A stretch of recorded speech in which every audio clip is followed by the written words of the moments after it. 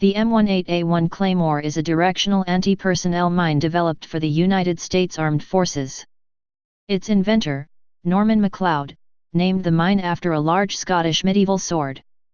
Unlike a conventional land mine, the Claymore is command-detonated and directional, meaning it is fired by remote control and shoots a pattern of metal balls into the kill zone like a shotgun. The Claymore fires steel balls, out to about 100 m, 110 yd, within a 60 degrees arc in front of the device. It is used primarily in ambushes and as an anti-infiltration device against enemy infantry. It is also used against unarmored vehicles. Many countries have developed and used mines like the Claymore. Examples include former Soviet Union models Monday 50, Monday 90, Monday 100, Monday 200, as well as MRUD, Serbia, MAPT F1, France, and Mini MS-803, South Africa. Description: the M18A1 Claymore mine has a horizontally convex gray-green plastic case. Inert training versions are light blue or green with a light blue band. The shape was developed through experimentation to deliver the optimum distribution of fragments at 50 m, 55 yd, range. The case has the words "Front toward enemy" embossed on the front of the mine. A simple open sight on the top surface allows for aiming the mine.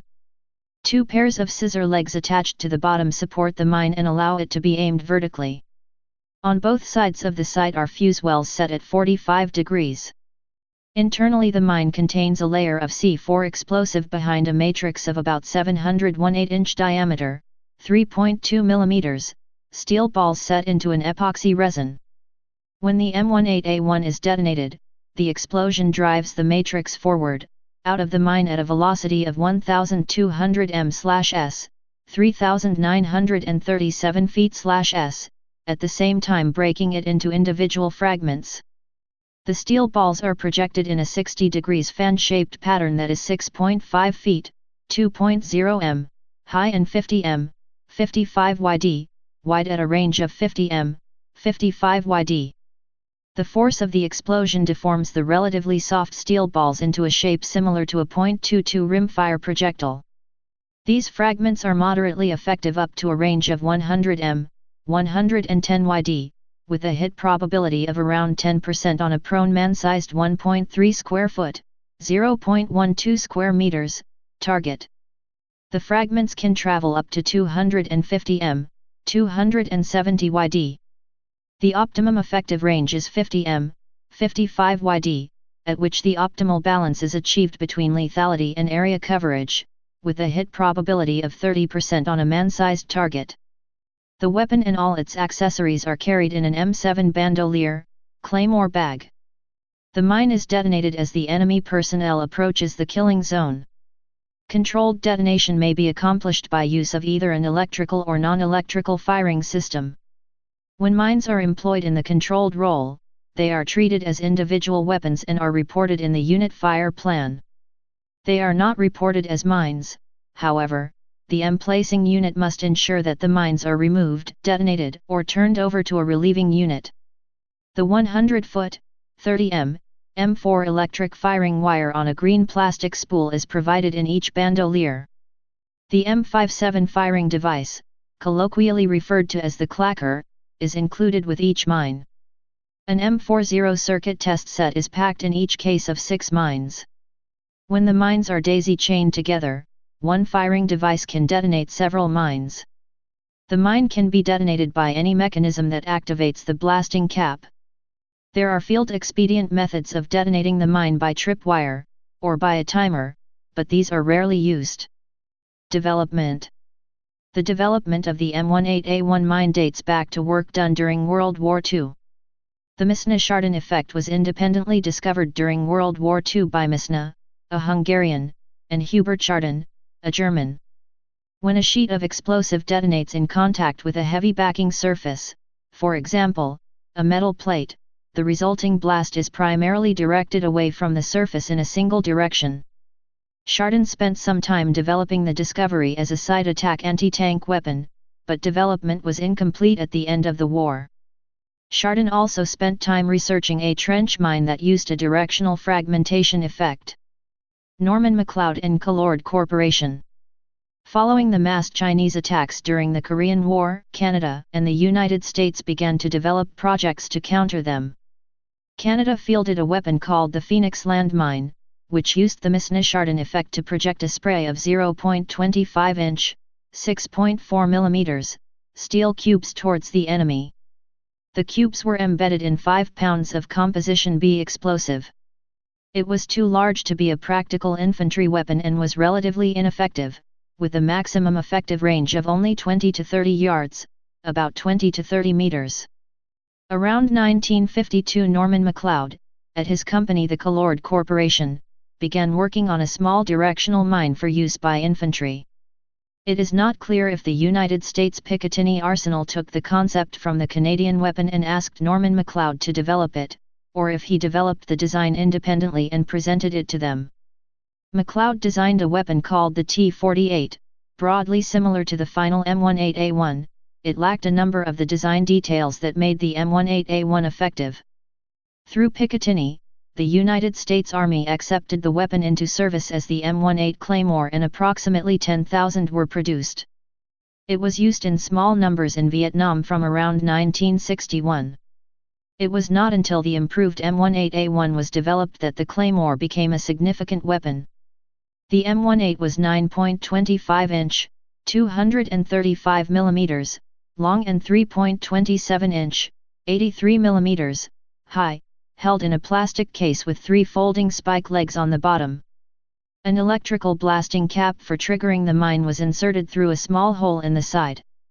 Internally, the mine consisted of a layer of 12-ounce, 340 grams, of C3 explosive, the forerunner of C4 explosive, in front of which was laid an array of 0.25-inch, 6.4 mm, steel cubes. In total, the mine weighed about 2.43 pound, 1.10 kilograms, and could be fitted with an optional peep sight for aiming. It lacked the later version's iconic front toward enemy marking.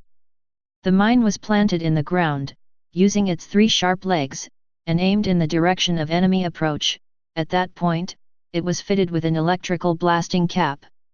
The mine was triggered from a safe position, preferably to the side and rear.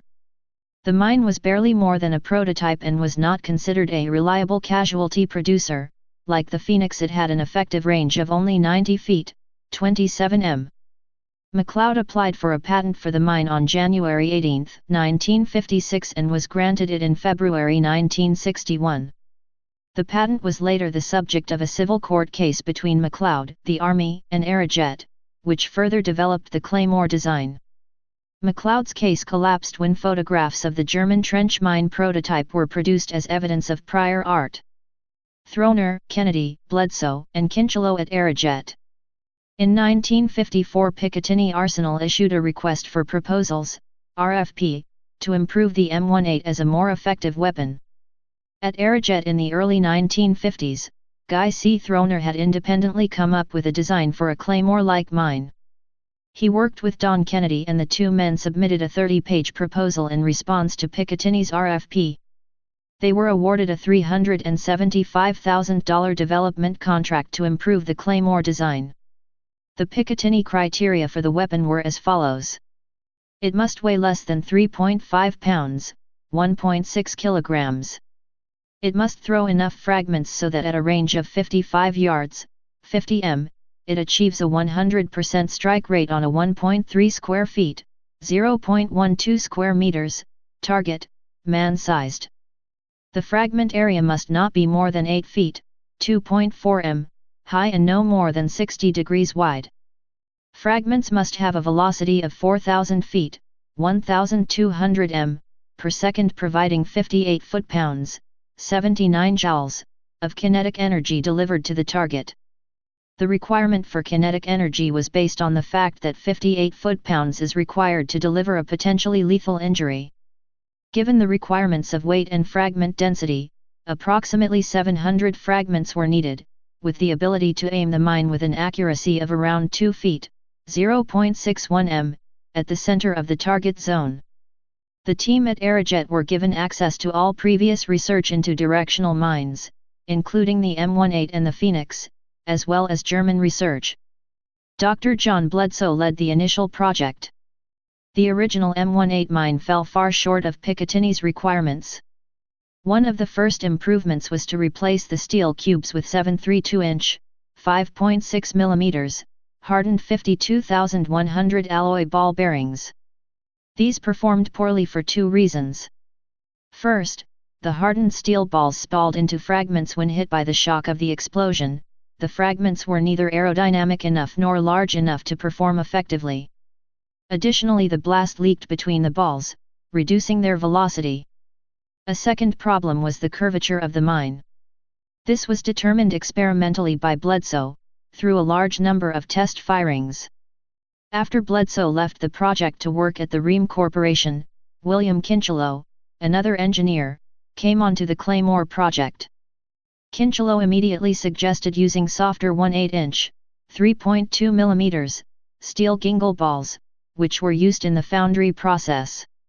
They did not spall from the shock of the explosive, but deformed into a useful aerodynamic shape similar to a .22 rimfire projectile. Using a homemade chronograph, the engineers clocked the balls at 3,775 feet, 1,151 m, per second. The second change was to use a poured plastic matrix to briefly contain the blast from the explosive, so that more of the blast energy was converted into projectile velocity. After a number of experiments, the engineers settled on Devkin steel-filled epoxy to hold the balls in place. With this change, the velocity improved to 3,995 feet, 1,218 m, per second. Technical challenges to overcome included developing a case to contain the corrosive C3 explosive that would be durable enough to withstand months of field handling in wide temperature ranges. Using dies to test various plastics for leaks, they found a suitable plastic called Durex 1661 1/2, which could be easily molded into a case. By the spring of 1956, Aerojet had a near-final design. It was awarded a pre-production contract for 1,000 M18A1 Claymores, designated T48E1 during testing. The initial versions of the mine used two pairs of wire legs produced from number 9 wire.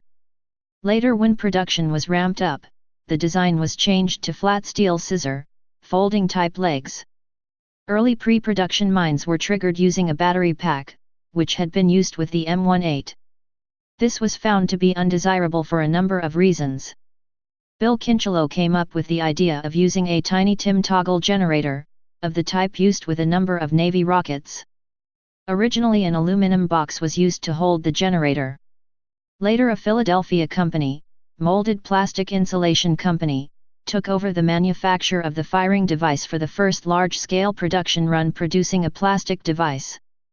The sighting for the device was originally intended to be a cheap pentaprism device, which would allow the user to look down from above and see the sight picture. After locating a suitably low-cost device, the engineers found that fumes from either the C3 explosive or the cement used to adhere the sight to the top of the mine corroded the plastic mirrors, rendering them unusable. They adopted simple PEEP sights, which were later replaced by a knife blade sight. Testing concluded that the mine was effective out to approximately 110 yards, 100 m, being capable of hitting 10% of the attacking force. At 55 yards, 50 m, this increased to 30%. The development project completed, the Aerojet team sent the project back to Picatinny. The Arsenal bid it out to various component suppliers. In 1960 it was type standardized as the M18A1. It was first used in Vietnam in the spring or early summer 1966. Minor modifications were made to the mine during its service. A layer of tinfoil was added between the fragmentation matrix and the explosive. This slightly improves the fragment velocity, and protects the steel fragments from the corrosive explosive. A ferrite choke was added to prevent RF signals and lightning from triggering the mine. Variants: M68 Inert Training Kit. The M68 kit is designed to familiarize personnel with the placement and arming of a real M18 directional mine. It comes with all the components of a real Claymore kit packed in an M7 bandolier. The light blue or black plastic M33 inert AP mine is the training and practice version of the M18 Claymore. Some inert mines were green with a light blue band. It does not contain an explosive or pyrotechnic filler of any kind. It is packed in a Claymore bag with inert M10 simulated detonator cap wire, an M57 clacker firing control, and an M40 circuit test kit. Mini multi-purpose infantry munition. In early 2015, the U.S. Army began testing a smaller version of the Claymore called the Mini Multi-Purpose Infantry Munition, MBIMS. It weighs 2 pounds, 0.91 kilograms, and has a 50 m, 160 feet, effective range, similar to the full-size Claymore. At its optimized range of 30 m, 98 feet, the fragmentation zone is 23 m, 75 feet, wide and 2 m, 6.6 feet, high, with a minimum of 5 hits per 1 square meter, 11 square feet. It has the surface space of an average smartphone and includes a Picatinny rail for camera, laser, or other attachments. The MBIMS is designed to be more controllable than the Claymore with less collateral damage, using an insensitive munitions explosive that is poured rather than packed for more uniform distribution results in more consistent blast pattern. Rear safety distance has been decreased to 15 m, 49 feet, and shelf life has been increased to 25 years. International Directional Fragmentation AP Mines. Sweden's SME armaments manufacturer produces the 17/4C Giant Shotgun Obstacle Clearance Directional Mine, also used for anti-ambush, ambush, and destruction of airborne arriving troops on the battlefield. It weighs 20 kilograms, with a pre-fragmented plate which breaks into 1,600 hexagonal-shaped fragments weighing 5.7 grams per fragment. Lethal distance is 150 meters, with 2 fragments per square meter. Remote-controlled. Marconi developed a proximity-fused version. Padmine is an anti-personnel directional fragmentation mine produced by the United Kingdom, similar to the Claymore in cosmetic design with 2 swiveling legs, inserted into soft ground. Its lethality out to 50 meters arrives in the form of 650 steel balls and it is activated by remote control or trip wire. The M18 directional fragmentation anti-personnel mine, developed by Cardoen of Chile, contains 626 grams of explosives, surrounded by 607 AP fragmentation units providing a 60-degree arcade of fire, with a 50 to 250 meter lethal range. Italy produces the DAF-M6 and DAF-M7 directional fragmentation mines, weighing 18 and 10 kilograms respectively, with tripwire or remote control detonation. Their appearance is similar to the Claymore mine. National copies. A number of licensed and unlicensed copies of the mine have been produced. Chile, M18. China, Type 66. Finland, Vihua Panos, Fan Charge, VP88 and heavier VP84. Hungary, IHR 60. Italy, VSDAF-M7. Pakistan, P5MK1. Philippines, M18A2. Poland, M18 Claymore. Russia, Monday 50. Saudi Arabia, M18A/M18A1. Serbia, MRUD, Mina Rasperskova Huka Usmarenagdstva. South Africa, Shrapnel Mine No. 2. South Korea. K440, slightly smaller than the Claymore with 770 fragments. KM18A1. Sweden. FFV013. Forsvarsladning 21. Li 12/Trupp Mina 12. Turkey, M18 AP Mine.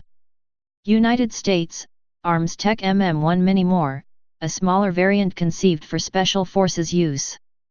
Vietnam, MDHC 40. Please subscribe and thanks for watching.